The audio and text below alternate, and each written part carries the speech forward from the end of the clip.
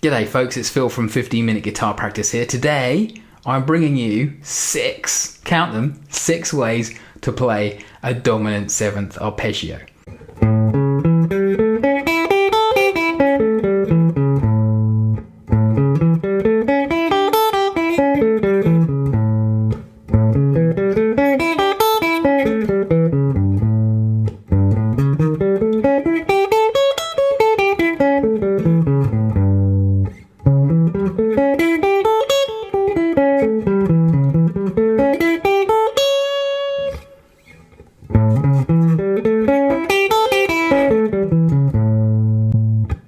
Now, why?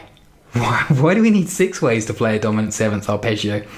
Well, it's just to do with dexterity and familiarizing yourself with the fretboard, and there are obviously some places on the fretboard where the same note occurs in different locations. So these 6 ways, plus there's like a bunch of others too, are going to help us kind of familiarize ourselves with the fretboard locations. So the reason I'm picking the dominant 7th arpeggios is because we can use them in our blues playing, and it helps us get away from our more traditional minor pentatonic and major pentatonic noodlings. So let's take a look. Okay, let's start with our traditional form. Here we go.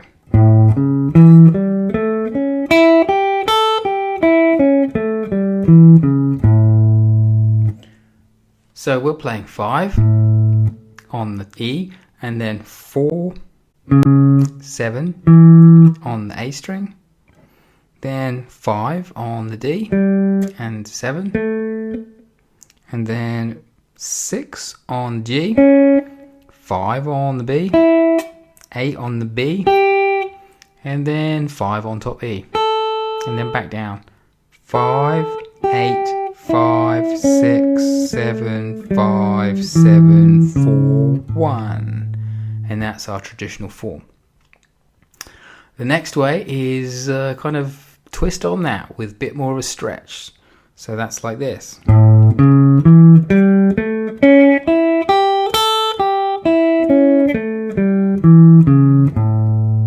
So it starts off in the same way. We've got 5 on E, 4 and 7 on the A. And then this time we play 5, 7, but with our 2nd finger and our 4th finger. Because next we're going to do 3 with our 3rd finger. Sorry, not 3, 6 on the G with our 3rd finger. 5 on the B.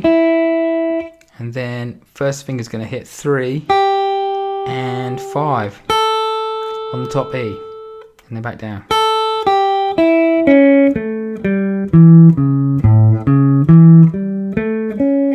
Snookered myself there, look.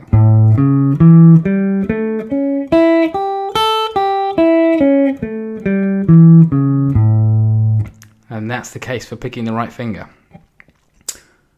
Next up we have Frank Gambbali's method, which is kind of a 2-position shift with some sweeping. So we start here like this.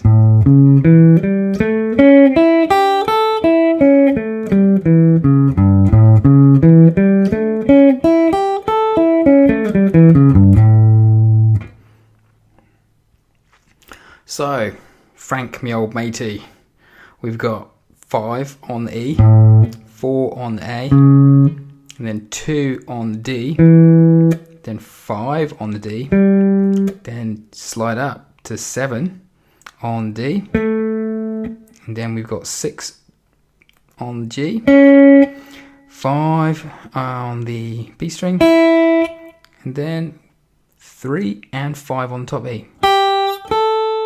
But then we go, immediately after that, we go back to 5 on the B string, 6 on the G, 7 on the B, 7 on the D string, and then move that down 2 frets of the 5, and then come down to 2 on the D string, and then 4 on the A, and then you think it's 5, but it's not, it's 3.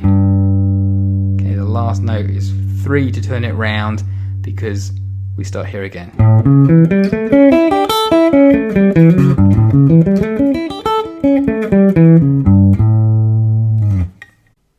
Next Next up we have a string pair block pattern. Now string pair block pattern is quite tricky to say, but it's basically a pattern which just goes over a pair of strings and then repeats. So in this instance we're starting 3 and 5 on the E, and then 4 and 7 on the A string. And then we do the same thing again, but starting on 5 on the D, 5, 7 on the D, and then 6, 9, and then onwards and upwards.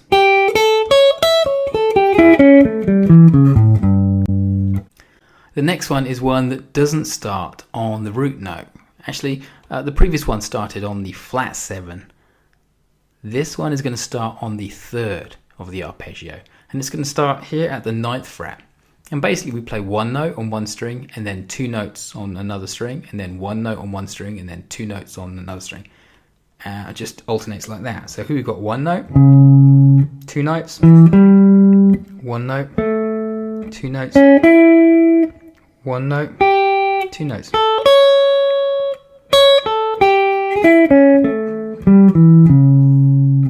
So that is 9 on the E, and then 7 and 10 on the A, 7 on the D, then 6, 9 on the G, 8 on the B, and then 5 and 9 on the top E. Oops.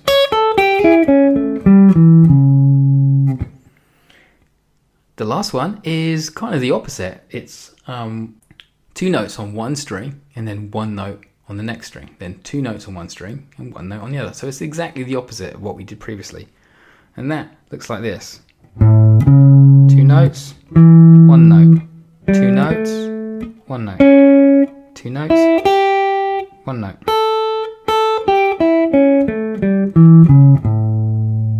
Okay, so that's 5 and 9 on the E, 7 on the A, 5 on the D, and 7. Then we've got 6 on the G, 5, 8 on the B, and then 5 on top E.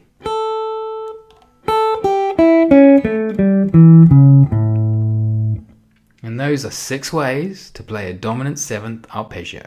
Okay, so that's all from me today. If you want the tab, feel free to download it in the description below. There's a link, so grab that. There are many, many more ways to play arpeggios, as you'll know, but I thought 6 was a good number to get you started. All right, so if you enjoyed this, then give me a thumbs up. Please subscribe if you would like to see more of this kind of stuff from me. Otherwise, leave a comment below. I'll make a suggestion about other stuff that you'd like to see me explain, demonstrate, whatever. Alright guys, it's Phil from 15minuteguitarpractice.com saying bye for now. Cheers.